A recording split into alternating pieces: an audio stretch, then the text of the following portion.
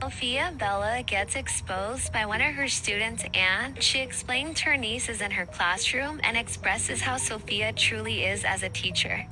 I'm gonna come out and say this because a few of you are gonna ask. No, I have never met Sophia. Shelly and I have met people, like we have mutual connections, like I guess influencer friends that have met her and they speak highly of her.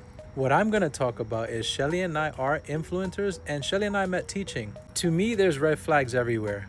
The Thea coming out to say Sophia's a horrible teacher, not a mom, not a dad, not a co-worker. Working as a teacher, people are going to hate you within the school, or parents who don't have their kid in your class, so they might throw some shade. But you also get that hate when you're online. People are just gonna hate you for just existing, basically. For instance, not so long ago, you probably saw when I shared a stepmom video or picture of Shelly and Sam. One of my old high school classmates who's miserable in her life was saying Shelly's not really a good stepmom, basically, or saying it's BS, and she's never met her. Like, you're just miserable with yourself. You're just trying to put that on us for some reason.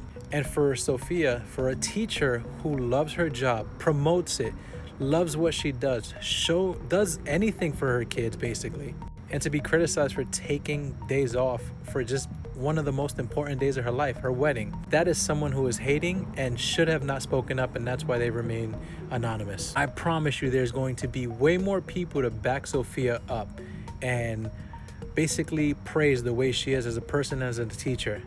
Just because one miserable person said, I'm gonna remain anonymous and be a Thea and say, oh yeah, she's horrible. Yeah, this is BS. A lot of you guys be hating for no reason, and you gotta stop that. And here's my advice to some of you parents. If you really like your teacher, praise them.